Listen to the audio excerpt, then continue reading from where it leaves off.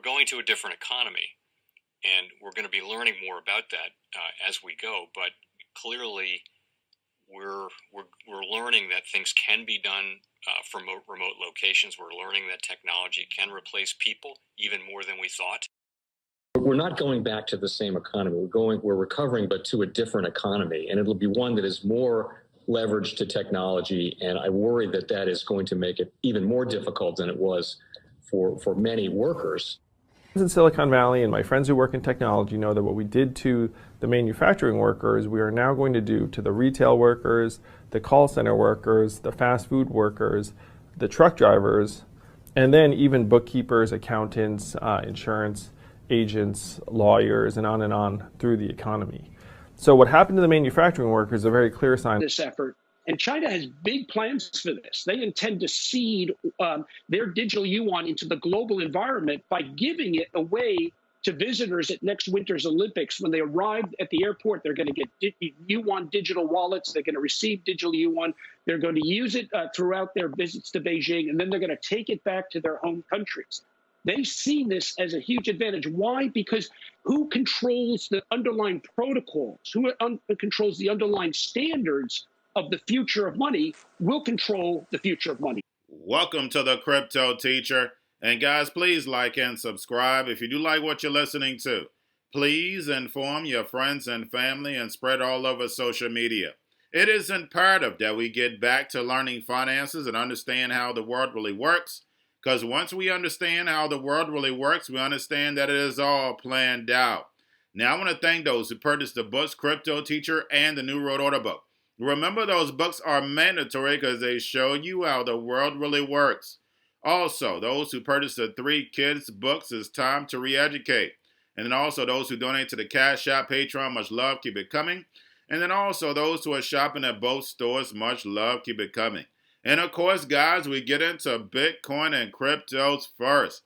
And Bitcoin got a slight pumped up to 48,000 before pulling back. But guys, we do know we have back here today, and I'm going to go over that later. Plus, we have over $800 million worth of options expire tomorrow. And I'm going to go over that later also. But we have protesters in El Salvador burn a Bitcoin ATM. And I told you guys what the New World Order has set up. They set up the narrative that the people are going to go against Bitcoin. Remember, when it comes to currency, you have to trust in it. And that's the reason why the SEC won't regulate it. And they keep kicking this can down the road because they don't want trust in it. Remember, guys, what crypto means. Hidden meaning. Hidden message. Bitcoin is for the robots, algorithms, drones. And remember, the Crypto Teacher told you. They put El Salvador on the world stage so people can see it. I don't want my pension money. I don't want my 401k money that has an opportunity to go maybe to $1 million or maybe go to 10,000.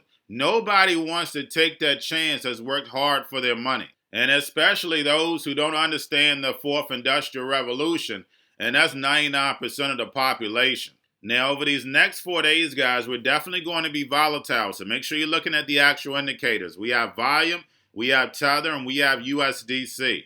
Of course, the Fed is doing the $1 trillion manipulating, and don't forget the big meeting is this month. Now, we know they're manipulating yields. That's the reason why stocks and cryptos are at where they're at, guys. Do not get confused. Do not get blinded.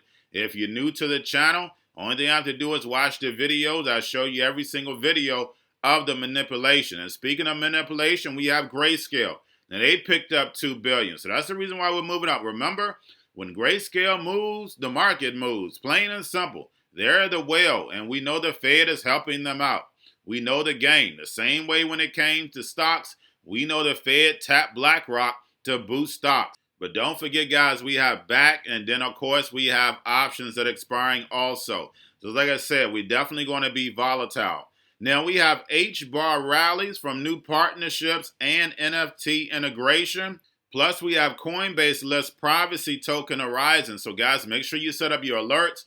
We know normally when a coin gets listed on Coinbase, we get a little pop. Now, getting over into a little crypto news, guys, and this is definitely raising a red flag, and everybody should be listening to this. We have Coinbase applies to trade crypto futures. Now, come on, guys. The reason why, because they know we're about to move into a bear market. The only thing they want to do is open this casino wide open so they can bet on the price. We see this from the other exchanges, Binance, remember BitMEX, and all the other ones that are allowed to do Bitcoin futures. Guys, they're selling you the product, but then also they can bet on whether it goes up or down. So you would be crazy to not think this is conflict of interest, because they can manipulate it either way. Now we have the EU to invest $177 billion in blockchain, 5G, and quantum computing. And guys, we know why, because they want to start these smart cities up. Robots, algorithms, drones, so they can build this virtual reality. And then lastly, guys, we have Skybridge raises $100 million for Algorand Fund and files for a crypto company ETF. And again, guys, we see the hedge fund guys coming in. And why are the hedge fund guys coming in?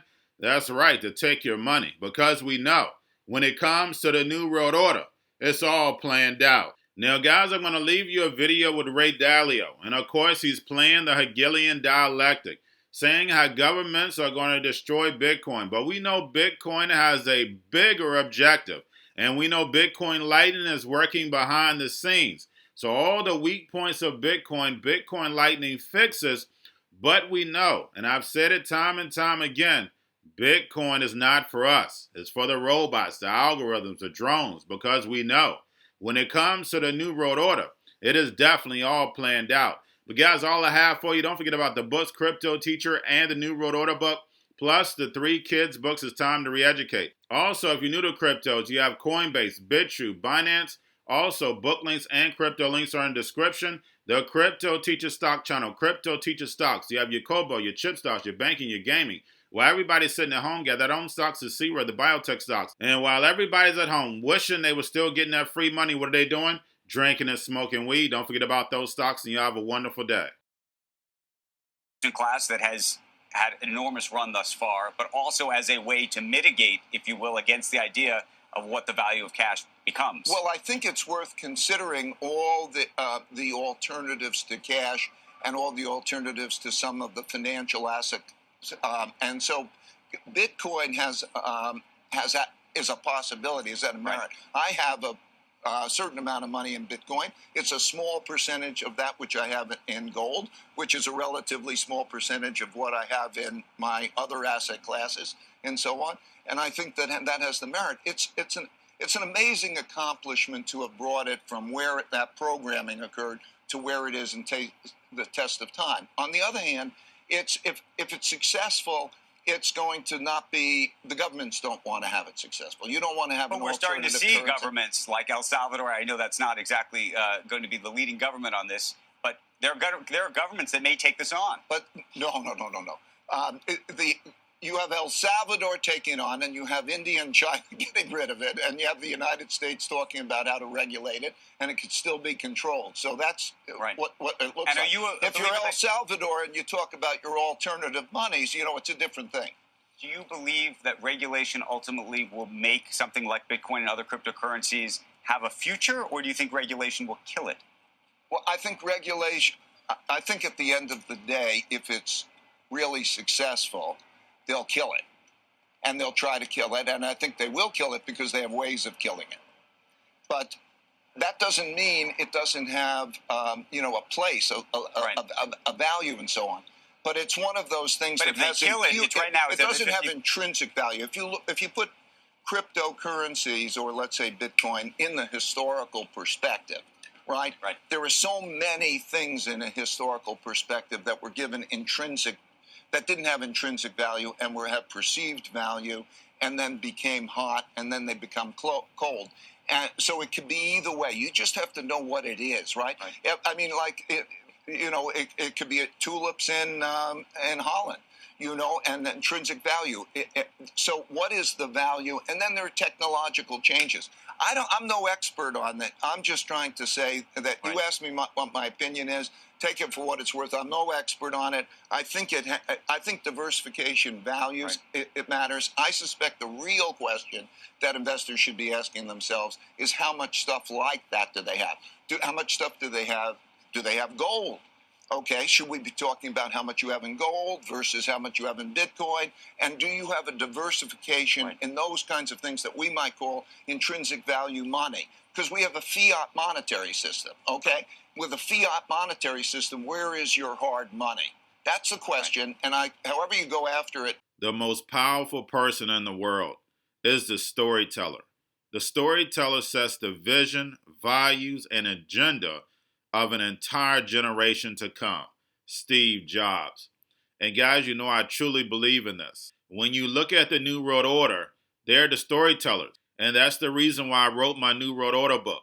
But guys, now it's time to change the current generation. And I wrote 3 kids' books. You know I love the Trinity because I understand the power that's in it.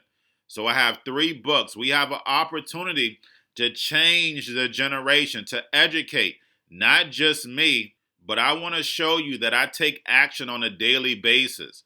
And I want you to take action on a daily basis.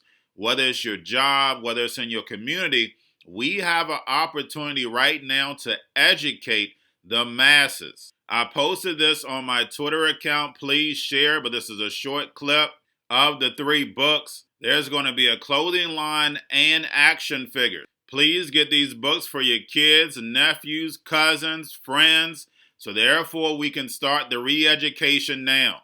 Because as we see, the 4th Industrial Revolution foundation is definitely here. Robots, algorithms, drones, taking humanity out the picture. We have to re-educate. But let's get into the video. Part 1. King Joshua and Grandma Tam save the village. Part 2. King Joshua and Grandma Tam save New York from COVID Stories 3. Part 3. King Joshua and Grandma Tam goes to China. It's mandatory to get part 1, part 2, and part 3 of this series. It's time to re-educate Generation Z.